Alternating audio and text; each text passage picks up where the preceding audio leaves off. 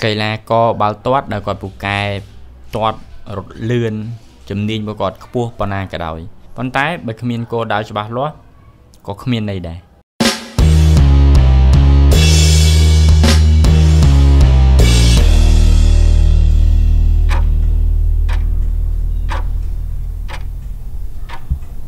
chấm riệp xuống bông ôn để slap từng ngõ kia nên khi nó ngàyนี้ខ្ញុំចង់លើកឡើងអំពីគោលដៅនៃជីវិតរបស់យើងវាមានភាពសំខាន់ហើយមនុស្សម្នាក់បើចង់ជោគជ័យវាតលតែមានគោលដៅសិនដរាបណាយើងមិនទាន់មានគោលដៅដរាបនោះបើទោះបីជាយើងពូកែប៉ុណ្ណាក៏ដោយយើងមិនអាចជោគជ័យបាននោះទេព្រោះថាភាពជោគជ័យរបស់មនុស្សម្នាក់វាតលតែធ្វើឲ្យបានសម្រេចនៅគោលដៅរបស់ខ្លួននៅគោលដៅណាមួយដែលខ្លួនបានដាក់ទៅប៉ុន្តែបើយើងមិនមានគោលដៅនោះទេតើធ្វើយ៉ាងម៉េចដើម្បីឲ្យយើងសម្រេចវាបានហើយធ្វើយ៉ាងម៉េចដើម្បីឲ្យយើងជោគជ័យទៅបានអញ្ចឹងវាទាល់តែមានគោលដៅសិនអារឿងដំបូងនៅក្នុងជីវិតវាទាល់តែមានគោលដៅហើយគោលដៅនេះនៅពេលដែលយើងមានហើយវានឹងលើកទឹកចិត្តយើងវានឹងជំរុញទឹកចិត្តយើងឲ្យយើងដើរឆ្ពោះទៅមុខហើយវានឹងតម្រង់ទិសយើងថាតើយើងត្រូវដើរទៅតាមទិសមួយណាដូចជាខ្ញុំលើកប្រៀបធៀបជាមួយនឹងអ្នកបាល់ទាត់អញ្ចឹងគាត់ពូកែណារត់លឿនបច្ចេកទេសរបស់គាត់ច្រើនពូកែញាក់ពូកែដណ្ដើមបាល់ពូកែសុទ្ធប៉ុន្តែបើមានគោលដៅទេអត់ន័យទេបើគាត់មិនដឹងថាតើគោលមួយណាជាគោលរបស់ខ្លួនគោលមួយណាជាគោលរបស់គេហើយតើគាត់គួរសុទ្ធបញ្ចូលគោលមួយណាឬមួយក៏ទីលានហ្នឹងគឺគ្មានគោលតតែសោះហើយធ្វើយ៉ាងម៉េចដើម្បីគាត់រកគ្រាប់បាល់បានវាអត់ន័យវាអត់មានអញ្ចឹងដើម្បីឲ្យគាត់រកគ្រាប់បាល់បានវាតលតែមានគោលសិនហើយគោលហ្នឹងគឺគាត់ដឹងច្បាស់ថាតើគោលណាជារបស់យើងគោលណាជារបស់គេហើយយើងត្រូវសុទ្ធបញ្ចូលសុទ្ធបញ្ចូលគោលមួយណាយ៉ាងណាមិញជីវិតរបស់យើងត្រូវតែរកគោលដៅនៅពេលដែលយើងមានគោលដៅហើយយើងដឹងច្បាស់ថាតើជីវិតរបស់យើងត្រូវធ្វើដំណើរទៅតាមផ្លូវណាទៅតាមទិសមួយណាហើយយើងត្រូវធ្វើអ្វីនៅក្នុងថ្ងៃនេះថ្ងៃស្អែកយើងត្រូវធ្វើអីផែនការសម្រាប់សប្តាហ៍សម្រាប់ខែសម្រាប់ឆ្នាំតើយើងគួរធ្វើផែនការដូចម្តេចខ្លះដើម្បីជាជំហានដើរទៅឲ្យចិត្តនៅគោលដៅរបស់យើងហ្នឹង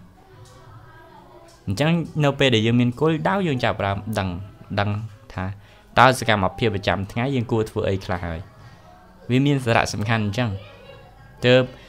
ខ្ញុំក៏ដោយទើបអ្នកនិយាយផ្សេងក៏គាត់មានចំណេះដឹងខ្ពស់គាត់លើកឡើងមកគឺចង់ឲ្យយើងមានគោលដៅសិននៅក្នុងជីវិតរបស់យើងហ្នឹងម្នាក់ត្រូវរកគោលដៅខ្លួនឯងឲ្យឃើញត្រូវមានគោលដៅម្នាក់មួយបើមិនមានគោលដៅទេគឺអត់ន័យហើយដូចខ្ញុំបានលើកពីខាងក្បាលដំបូងនៃវីដេអូអញ្ចឹងគឺអត់ន័យហើយមានបងប្អូនខ្លះទៀតគាត់ចាប់ផ្ដើមសួរទៀតថាតើធ្វើយ៉ាងម៉េចដើម្បីឲ្យរកគោលដៅឃើញតើគោលដៅរបស់ខ្ញុំហ្នឹងវានៅកន្លែងណាខ្ញុំមិនអាចដឹងទេបងប្អូនខ្ញុំមិនអាចដឹងថាគោលដៅបងប្អូនហ្នឹងនៅកន្លែងណានោះទេព្រោះខ្ញុំមិនមែនជាបងប្អូនអាគោលដៅនេះវាទាល់តែ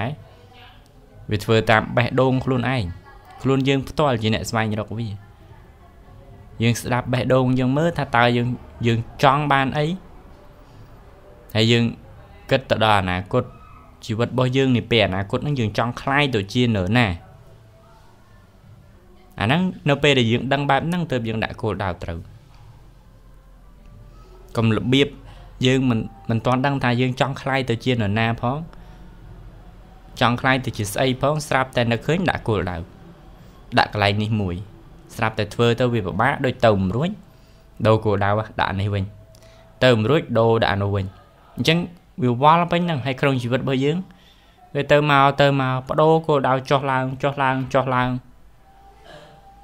ដល់ពេលលទ្ធផលចុងក្រោយទៅទេស្អាតហើយចាប់ផ្ដើមមកវាតម្លៃថាអ្នកនិយាយថាការដាក់គោលដៅវាធ្វើឲ្យយើងខំប្រឹងវាលើកទឹកចិត្តយើងវាធ្វើឲ្យយើងដឹងតើដំណើរជីវិតរបស់យើងត្រូវដើរឆ្ពោះទៅកាន់ទិសណាការនិយាយបែបហ្នឹងវាមិនត្រូវទេចេះថាហ្នឹងឲ្យតែប្រុសស្ដាប់ហ្នឹងបើតាមពិត ជួនកាលវាមកពីរឿងនឹងដែរបងប្អូនមកពីរឿងថាយើងអត់ច្បាស់គោលដៅខ្លួនឯងហើយយើងមិនដឹងតែខ្លួនឯងចង់ស្អីចង់ខ្លាយទៅជាស្អីអត់ដឹងហើយដូច្នេះហើយទៅយើងមិនច្បាស់នៅលាស់នៅលើគោលដៅយើងជួនកាលវាមកពីបញ្ហាដែលយើងមិនដឹងថាខ្លួនឯងចង់ស្អីនឹងឯងយើងត្រូវស្ដាប់បេះដូងយើងមើលអនាគតយើងនឹងយើងចង់បានជីវិតបែបណាយើងចង់បានគ្រួសារបែបណាយើងចង់ខ្លាយទៅជានរណាអាកត្តាទាំងអស់នេះហើយវាសុទ្ធតែជាកត្តាធ្វើឲ្យយើងកំណត់បាននូវគោលដៅមួយត្រឹមត្រូវគោលដៅមួយដ៏ពិតប្រាកដហើយយើងអត់បដូរវាទេព្រោះយើងច្បាស់អាហ្នឹងហើយយើងមិនបដូរគោលដៅនៅពេលដែលយើងជួបឧបសគ្គនោះទេចំពោះអ្នកដែលបដូរគោលដៅបត់បែនគោលដៅខ្លួនឯងទាំងនៅពេលដែលគាត់ជួបឧបសគ្គនោះឈ្មោះថាវាមិនមែនជា real goal ទេវាគ្រាន់តែជាគោលដៅដែលគាត់ចេះតែនឹកឃើញហើយដាក់នោះទេអញ្ចឹងវាតើតែច្បាស់នៅគោលដៅហ្នឹងទើបយើងធ្វើទៅវាបានលទ្ធផលល្អ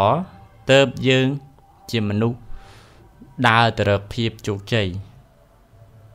ហ្នឹងគឺមិនមែននិយាយឲ្យតែព្រោះស្ដាប់ទេប៉ុន្តែវាជាការពិតមួយដែលមនុស្សបដូរផ្ដាច់គ្រប់អ្វីទាំងអស់បដូរផ្ដាច់ចំពោះបញ្ហាលុយកាក់ពេលខ្លះធ្វើការងារទៅដបងគ្មានបានលុយមកកាក់ម៉ាស៊ីនពេលខ្លះត្រូវដាច់បាយដាច់ទឹកពេលខ្លះត្រូវឆ្ងាយពីមិត្តភ័ក្តិមួយរយៈត្រូវឆ្ងាយពីក្រុមគ្រួសារមួយរយៈដើម្បីតែធ្វើការងារហ្នឹងឲ្យបានសម្រេចយើងបដូរផ្ដាច់បែបហ្នឹងដោយសារតែយើងមាន real goal នឹងពិតប្រាកដហើយកត្តាទាំងអស់ហ្នឹងហើយវាប្រកាសជារំកិលខ្លួនយើងទៅកាន់ភាពជោគជ័យពិតប្រាកដភាពជោគជ័យពិតប្រាកដវាជារឿងពិតមិននិយាយទៅគ្រាន់តែឲ្យព្រោះស្ដាប់គ្រាន់តែឲ្យបងប្អូនគិតទៅថាអញ្ចឹងមែនប៉ុន្តែបញ្ជាក់ប្រាប់បងប្អូនថាគោលដៅមួយនេះវាទាល់តែជាគោលដៅពិតប្រាកដហើយពេលដែលមនុស្សយើងមានគោលដៅហើយមនុស្សយើងនឹងខំប្រឹងមានការលើកទឹកចិត្តខ្លួនឯងមាននៅការតស៊ូហើយពេលខ្លះទោះបីជាយើងត្រូវដូរផែនការខ្លះក៏ដោយដូរយុទ្ធសាស្ត្រខ្លះក៏ដោយដោយសារតែផែនការយុទ្ធសាស្ត្រហ្នឹងវាមិនត្រឹមត្រូវក៏វាមិនអីដែរសំខាន់គោលដៅរបស់យើងនៅដដែលអញ្ចឹងប៉ណ្ណឹងទេវីដេអូមួយនេះដោយន័យសំខាន់ដោយគោលបំណងគឺចង់ឲ្យយើងស្វែងរកគោលដៅខ្លួនឯងដាក់គោលដៅឲ្យខ្លួនឯង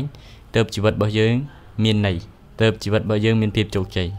អញ្ចឹងសូមអភ័យទោសចំពោះកំហុសឆ្គងដែលបានកាត់ឡើងនៅក្នុងវីដេអូមួយនេះ